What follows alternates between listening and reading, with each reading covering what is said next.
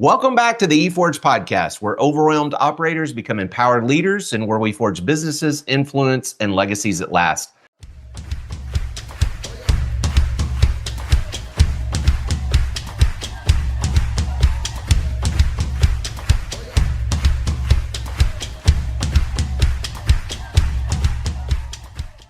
I'm your host, Cory Long. Today's episode is a powerful example of what it looks like to leverage experience instead of starting over. My guest today is Dr. Calvin Johnson, a highly respected orthopedic surgeon who spent years at the top of his field treating patients, performing complex surgeries and procedures, and building a reputation rooted in skill, precision, and trust. But over the last several years, Dr. Johnson's made a strategic shift. He's transitioned from full-time clinical practice into becoming a medical expert witness, using his decades of real-world surgical experience to support attorneys, courts, legal teams, and complex medical cases.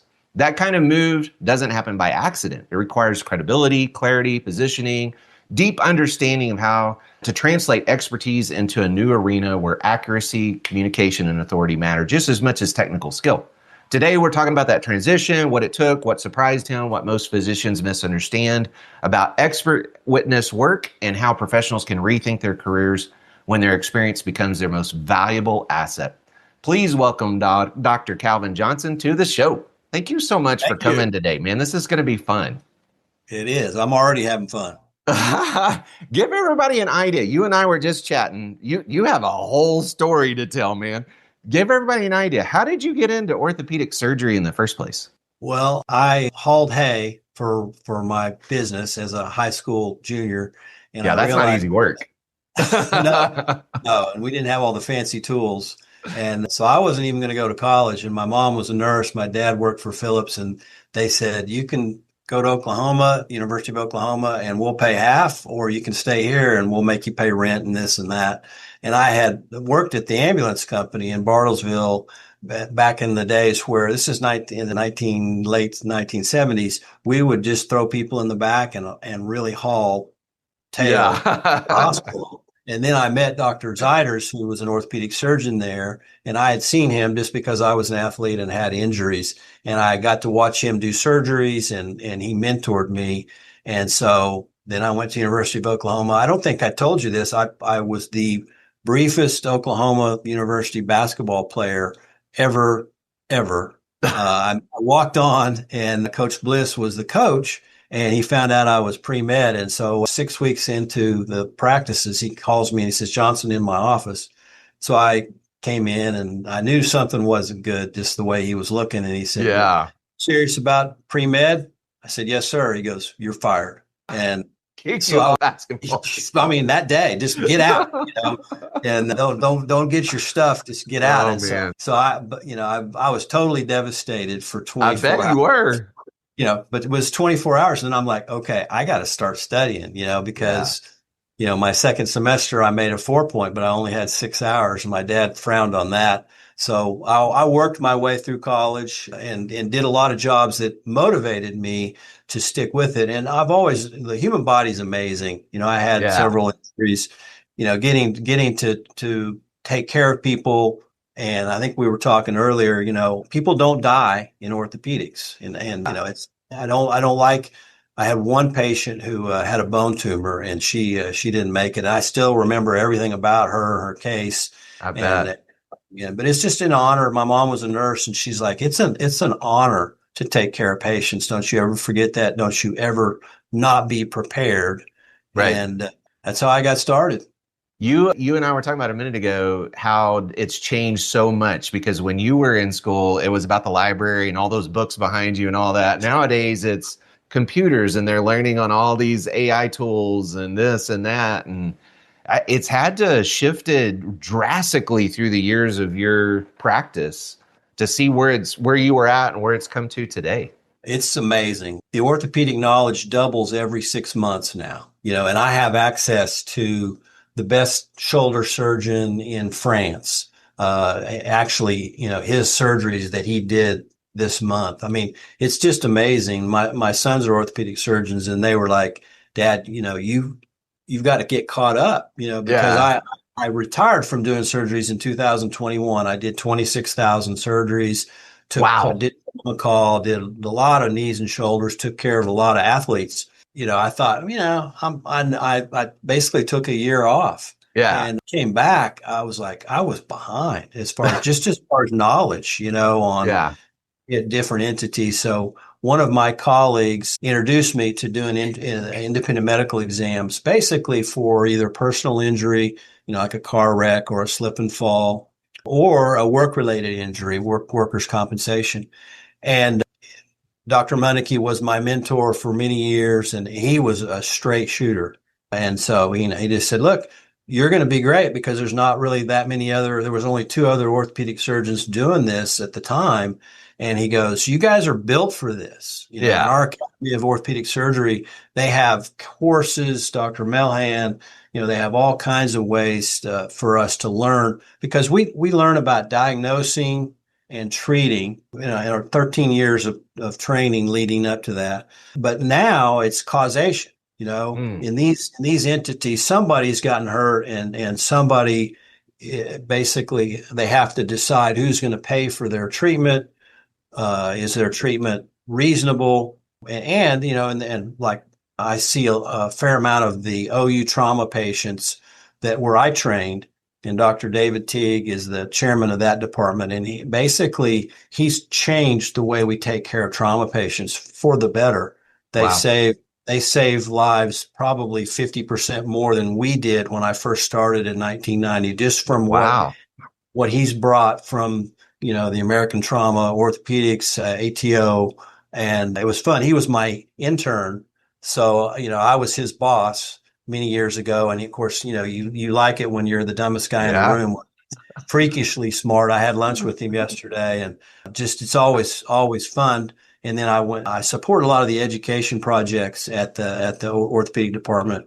And so every time I go there, I'm talking to the residents, and they could be intern or all the way up to a fifth year. And I'm talking to a second year female resident, and she's like freakishly smart and talking to me about reverse arthroplasties and angles. And I'm like, damn, I'm like the dumbest guy in the room here. And I gotta get caught back up. Yeah. And so you only have 26,000 surgeries under your belt. Yeah. Well, I have the experience. And a lot of times I tell them, I know what not to do, that don't do this. And then we were talking earlier, I've had the pleasure of taking care of, some high level athletes. A lot of times it's just educating them on the problem, avoiding surgery if we can. Yeah. And I learned that up in Chicago. I learned that here though, too, the University of Oklahoma. Andy Sullivan, David Teague, Bill Herndon was a Navy doctor, and I learned more from him. He's a pediatric orthopedist.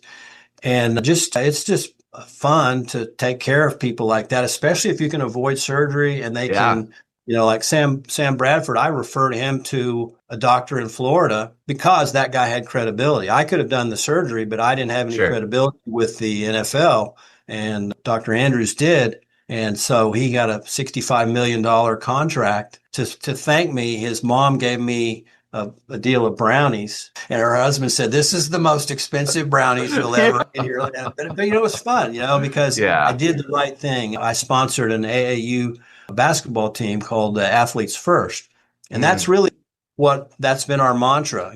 Put the athlete first. Whatever that is. Are we training coaches that are in the school system that are coaching our kids and making sure that they're not going to let somebody get heat stroke? And, and again, I really value Dr. Andrews. He's amazing, and he's 80 and he's still helping people. He's got a book out called Any Given Monday, and it's all about how do we prevent injuries? How do we prevent ACL tears?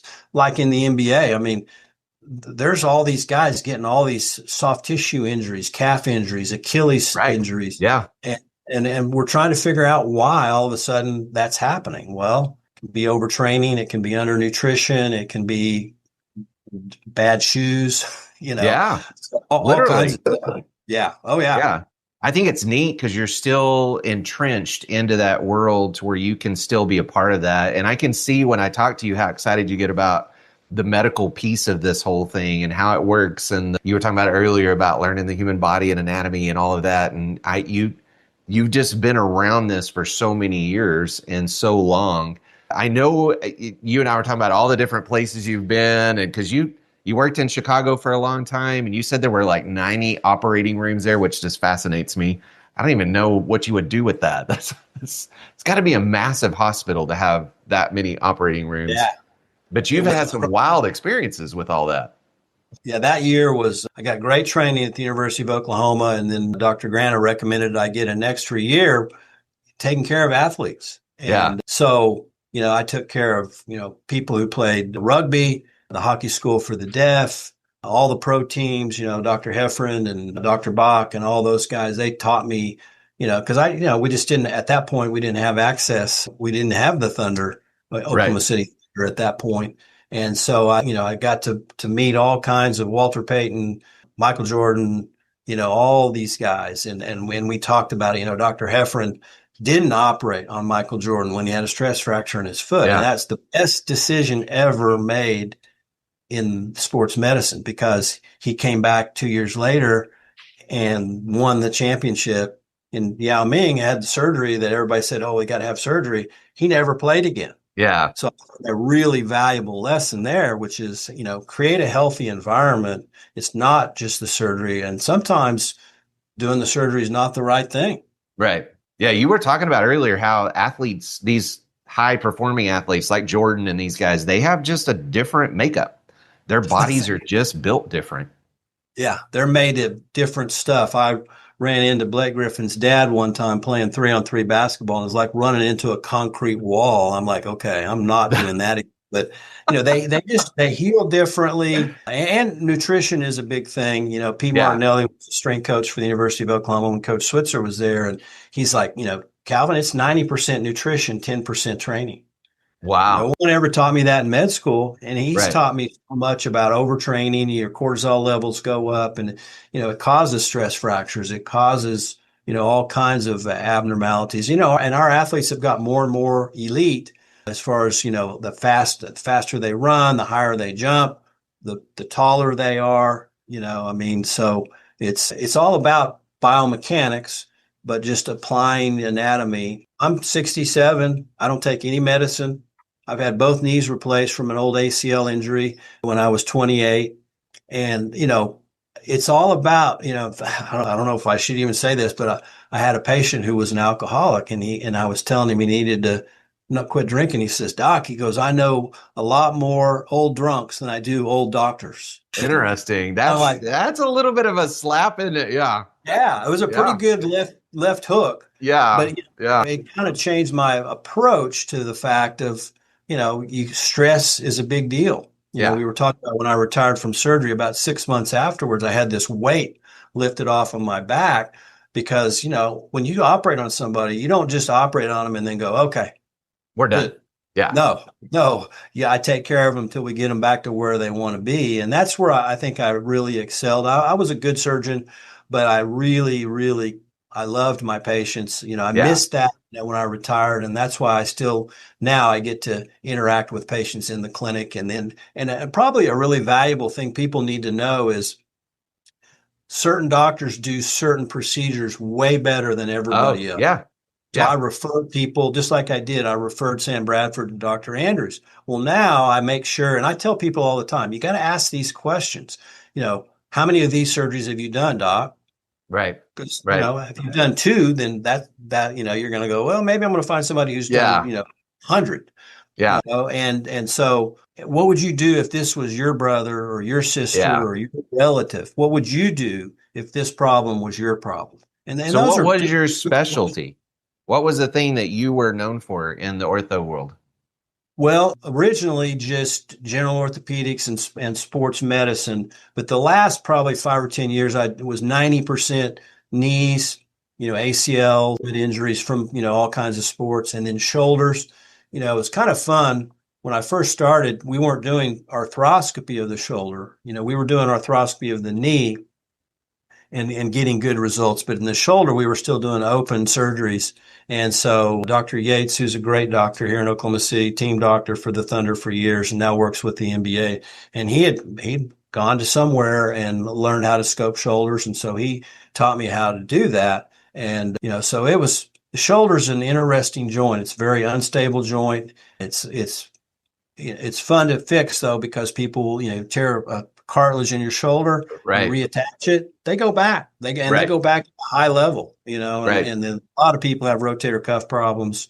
And so, Yeah. we've Pretty. learned all different kinds of ways. Now we put patches on there. We do platelet-rich plasma. We do, autogenous stem cells. We do all kinds of things now that make everything heal better. And that's where Chicago was an international program. In other Right. words, we could access doctors from the Autobahn in Germany. We could access doctors in Canada. We could access doctors in Asia to learn about these things, because they follow their patients for 20 or 30 years.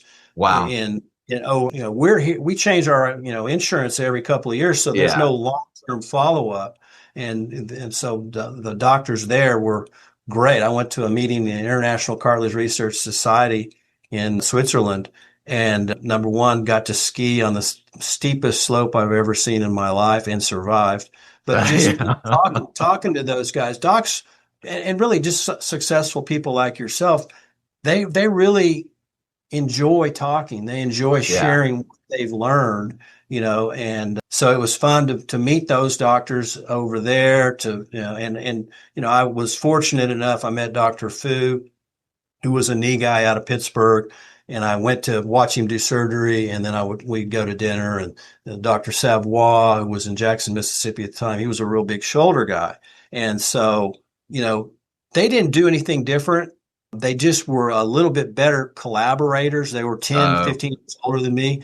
Dr. Fu always had a radiologist at the orthopedic meetings. Every single orthopedic meeting, he had a radiologist. And, here, or not here, but just in Oklahoma in general, there's there used to be a lot of kind of competition between orthopedics and radiology. Well, Right.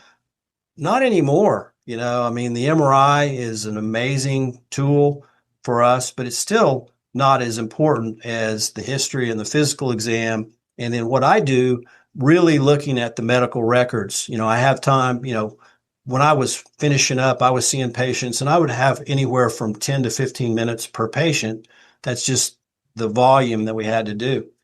I can take 90 minutes with a patient now if I want to. And Yeah. then sometimes I'll have 1,000 pages of records to go through. And that's where I have nurses that help me. It's way more fun to work with nurses than other doctors. Nothing against the docs. It's just they're detail oriented. They're Yeah. super sweet. We've got one that works ERs, one that works ICUs, and they find stuff that I might overlook in that 1,000 pages of records. Right. So that because the ultimate deal is we want to give a really good objective report to whoever it is that requires that. Like I said, that could be a workers' compensation court. I get appointed by the judges sometimes to see someone. And the cool thing is, I saw a patient the other day that had bilateral forearm injuries, bilateral femur fractures, and a tibia fracture. And 2 years out, she's back working at Starbucks. She has no idea that she's got some things coming down the road that would point to her kind of life care planning. So it's fun still to take some of that knowledge that I know and to access. I called Dr. Teague and said, hey, this lady's got a pelvic fracture and she's got a big plate on it. And is it going to affect her having babies down the road? And he goes, absolutely. He goes, number one, she needs to know the pelvic fracture she had, 50% of people die from bleeding. Wow. So just remind her that, somebody was looking out for her, because, for her to survive that 1 out of 2 times. So that's wild. It's cool. And I hate to say this. I don't really hate to say this. Women are tougher than men. They prove it to me every day. They can manage stuff. And, us guys, will sprain an ankle and be flopping around on the basketball court for 30 minutes. This woman tears her ACL and she comes up and goes, I kind of tweaked my knee. Right. Yeah. I kind of tweaked it. Yeah.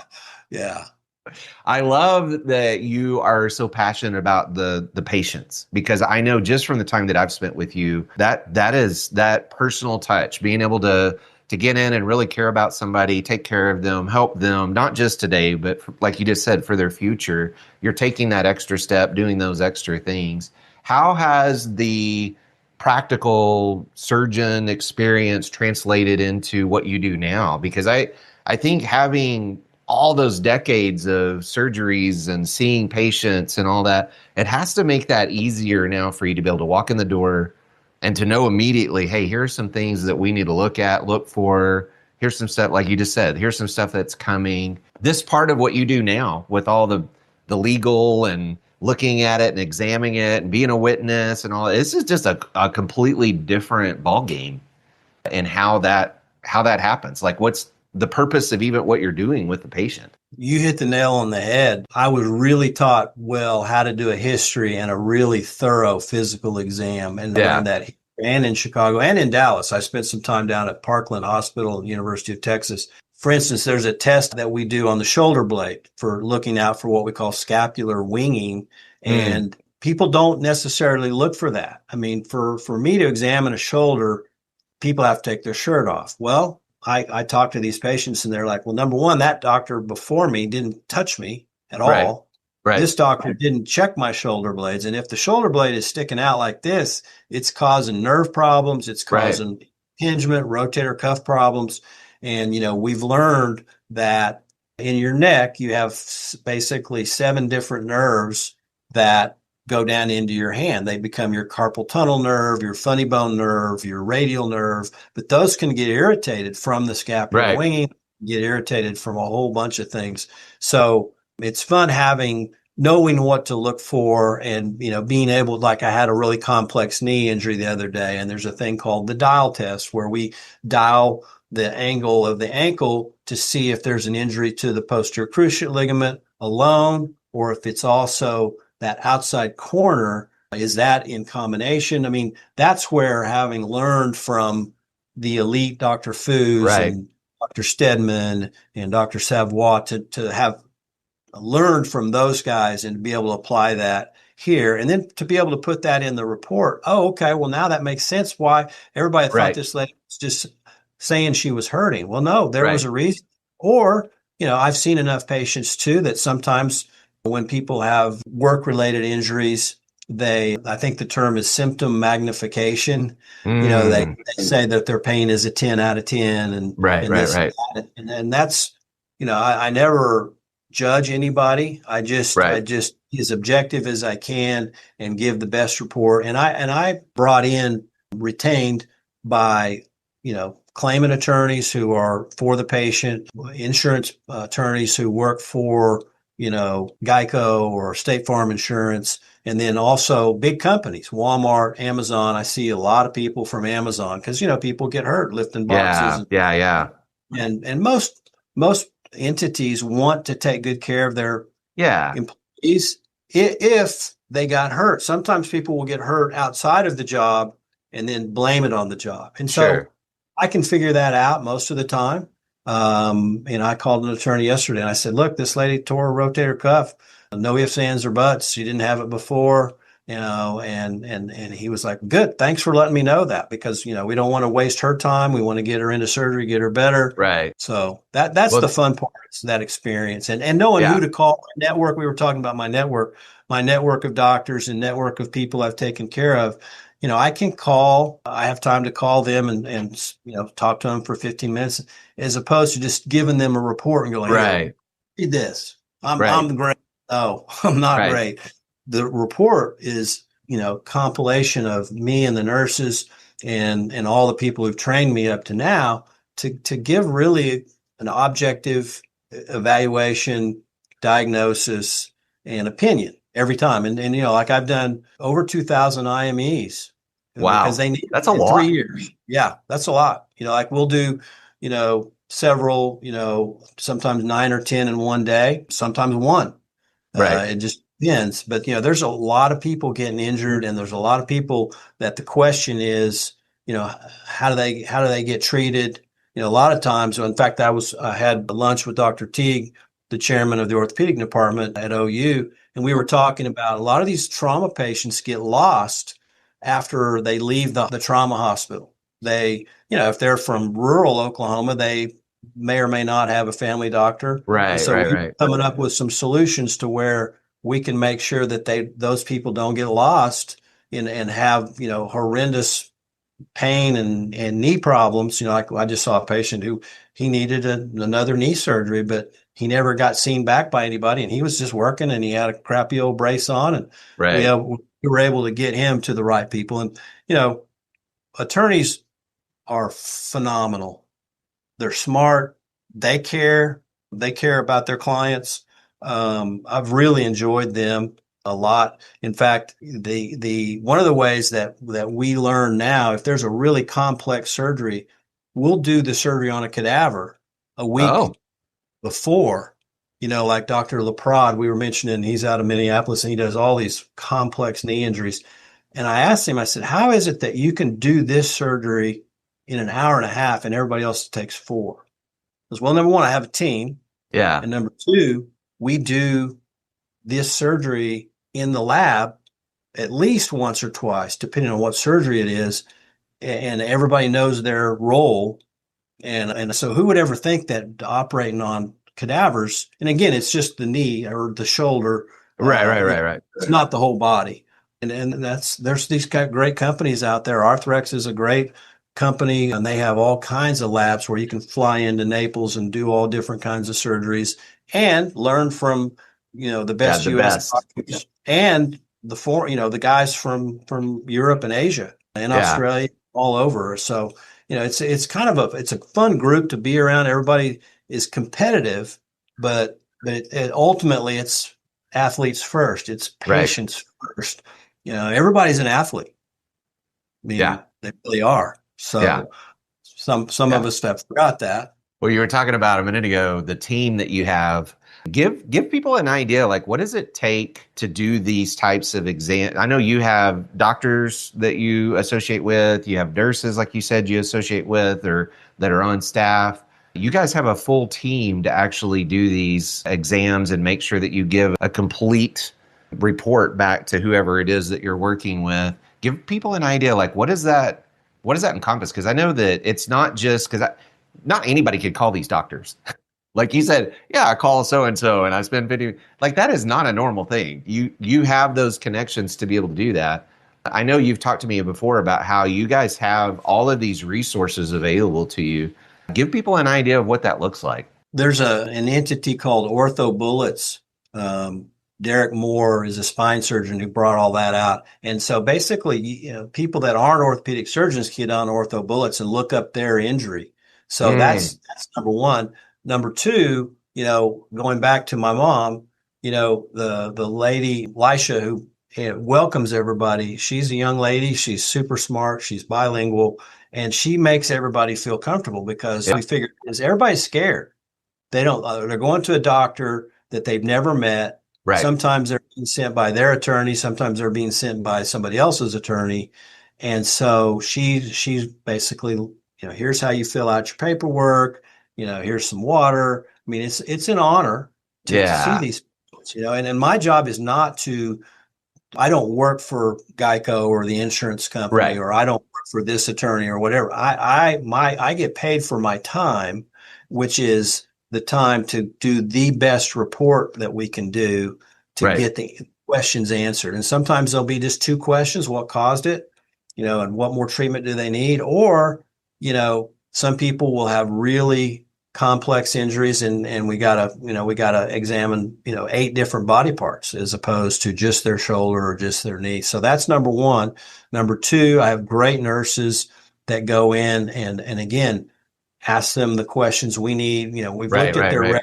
records and we're clarifying what we've seen in the records. And so the nurses are phenomenal with that because they're so detail oriented. And then I come in and I'll spend anywhere from 20 minutes to an hour and a half, with Right. most of them are 30 minutes or so. And I'm not a treating doctor, so I'm not giving them advice. Sometimes they'll ask me questions and I'll answer them mainly by showing them the anatomy. I have all Right. these, basically all these spine Yeah. models and all Parts that. and pieces. Yeah. Well, just teach them. Look, this is why you have neck problems, but it refers pain into your shoulder.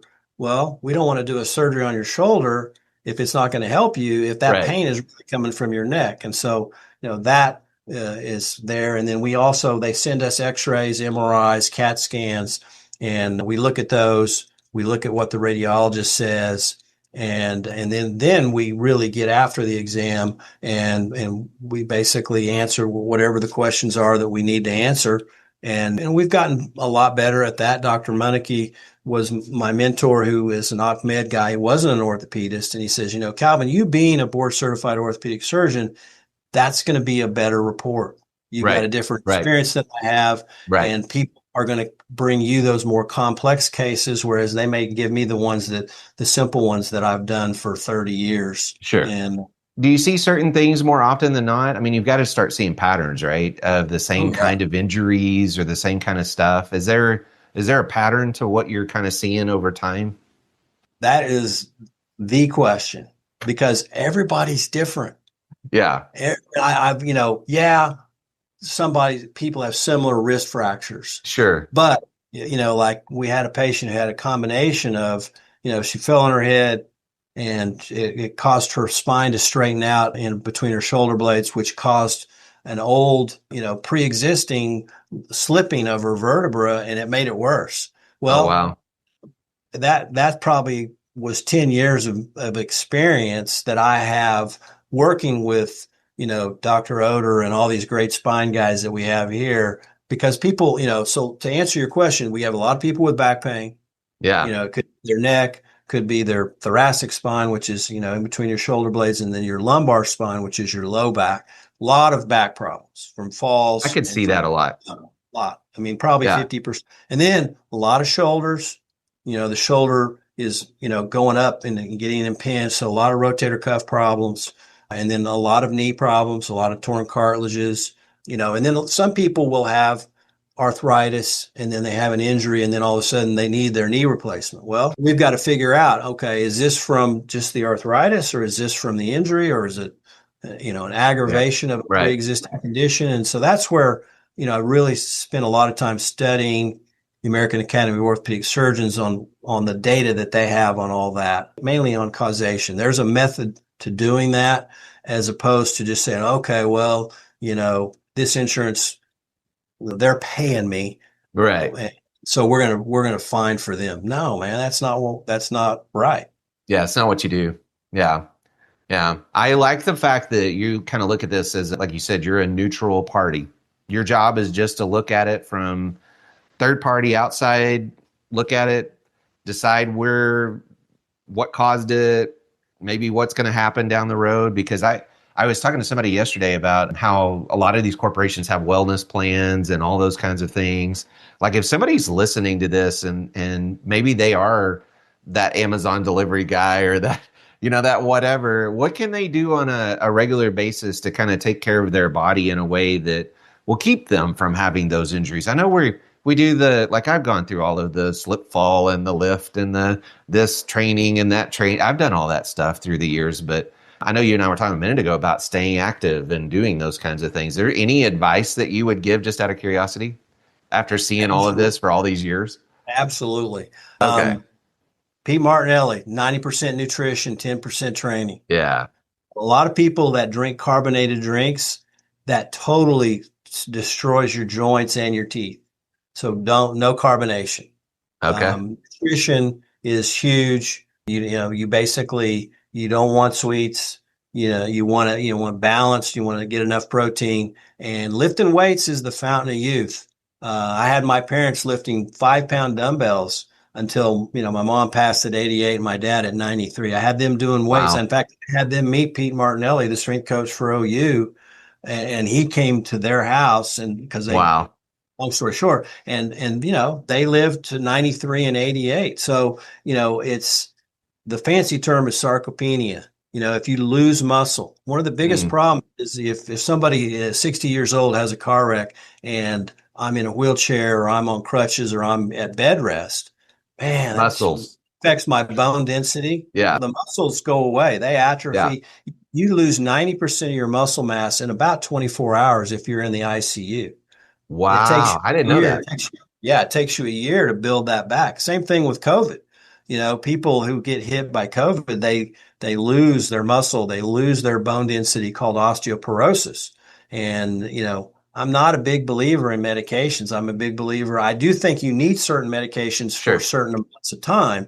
And the state of Oklahoma did great, and I think Texas as well. They don't allow us to prescribe narcotics for more than 6 weeks after an injury or after a surgery, Mm, and that really has cut down on people being addicted to narcotics, because right.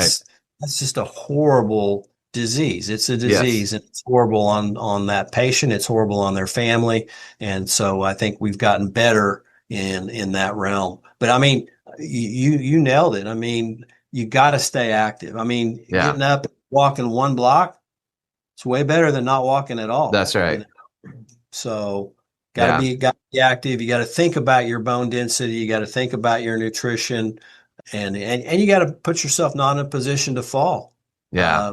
Going downstairs, if you're 80 and your legs are weak, scoot down on your bottom. Yeah. Do what you got to do, huh? Don't fall down, because Yeah. you fall downstairs and you have osteoporosis, your lifespan is going to get cut in half Right. like that. I know I was talking to your wife a little while back, and she said, we were talking about skiing for some reason, snowboarding and skiing. I don't remember how this came up. We were talking about it, and she goes, that's the reason I don't do that now, is because of all of the injuries that she's seen come through when she was doing the nursing, and stuff that you've seen, and the surgeries that you've done, and all of that because of skiing and snowboarding and that kind of thing. It has to mess with you to see, like, I love to ski. I've been skiing since I was like 15.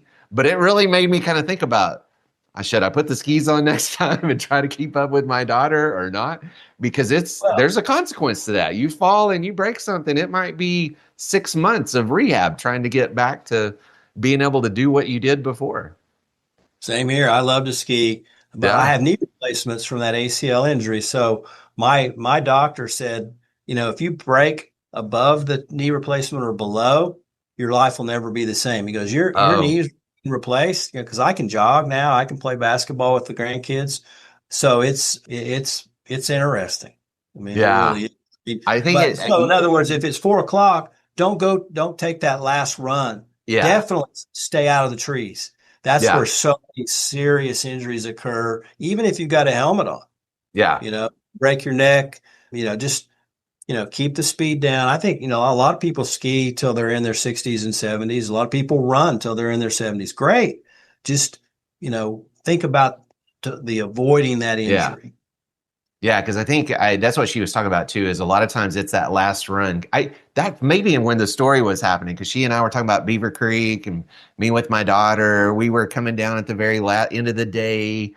I was exhausted trying to keep up with her and one of her buddies, and it was just ice. The whole front of it was just ice, and I just kept thinking, "Don't die, don't die!" Like I was just hanging on, man. Like Yeah. my thighs were burning, my calves were just rock at that point. Like I was just hurting, and I don't know. I just kind of, you just got to go all. If I was like, well, I either go all in or I'm gonna bite it. Like I need to do something different. So Well, and keep an eye on the people above you, like yeah, the snowboarders. yes, If they collide into you, it's yeah, their fault, but yeah, you're the one that's going to be hurting the worst. And I've definitely yes, seen, at Vail, there's a great orthopedic hospital in Vail, and I was talking to them. I mean, they have, X amount of head injuries, X amount of organ injuries every day that they have to, fly into Denver.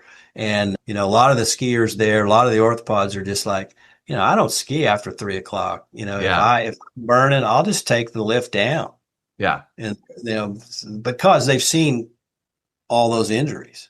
I was laughing. Our daughter, initially she worked in Glenwood Springs, and she worked at the hospital there, and then she worked with some orthos in Aspen, just depending on which day of the week it was. And so she'd drive up, she'd work with the orthos up in Aspen, and they saw all kinds of crazy things. She said one day there were 6 people that came in on crutches that day from the lifts that day, from just skiing that day. And Yeah. then she went to Vel and worked as a CT tech there. And we went to see her one time. It was over the holidays.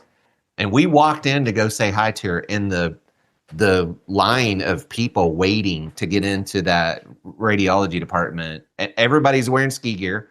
They have separate fancy little sprinter vans that they use to get people from the mountain back and forth. They have literal vans just for skiers to move them over to get x-rays and all. It was fascinating to me to watch, but it's an everyday occurrence there. That's a normal thing when she was there, to see people every day that had crashed and burned and broke this or hit that or beat that up or whatever. I don't know. Yeah. Yeah, that's wild. a great Aspen and Vail both. That's great. And we've learned a lot, from our European colleagues and Switzerland and all that. So that's the cool thing is we collaborate, we share our victories, we share our missed diagnoses, we share our complications. Dr. Galante, who was the head guy at Chicago when I was there, he says the most important conference is morbidity and mortality. What's the mistake we made? How can we make sure that doesn't happen again? So. Yeah, that makes sense. I know if somebody's listening to this, because we have, it's kind of fascinating. We literally have listeners around the world to this podcast, which has fascinated me. If somebody's listening to this and they want to find out more about you, because I know sometimes you'll have somebody reach out direct to you. Most of the time it's through an insurance company or an actual corporation or something like that. But if they wanted to find out more about you, did they just go to your website? Would that be the easiest way? Social media? I know you're on social media because I know you're on Facebook and Instagram for sure under Calvin Johnson, but is that the best way for them to find you is through the website? Yeah, medlegalauthority.com. Perfect. So our vision is to collaborate with the attorneys so that we can bring their knowledge and our knowledge together to get the best outcome for whoever was hurt. Yeah, I love that. I love how your focus is on the patients. It's on making the best result for everybody involved, and not just, like you said, not just swaying one way or another. I love that. I love how you make sure of that. Thank you so much for sharing such a clear, grounded look at what it means to evolve without losing excellence. The conversation wasn't just about leaving a career behind today. It was about redeploying expertise in a way that creates leverage, longevity, and impact. To our listeners, here's the takeaway I want you to hear. You don't have to abandon your experience to grow. You don't have to start from zero to build something new. Sometimes the next chapter is about positioning what you already know in a higher leverage way. If you're a physician, professional, or expert considering a transition into consulting, expert work, authority-based services, go learn from Dr. Johnson and the work he's doing at medlegalauthority.com. If this episode helped you to rethink what's possible in your own career, do 3 things. Subscribe to the show, leave a review, share this episode with someone whose experience is worth more than maybe they realize. Until next Thursday, keep forging forward, stay aligned with your calling, build with clarity, confidence, and conviction, because this is a forge where leaders are made and legacies are built.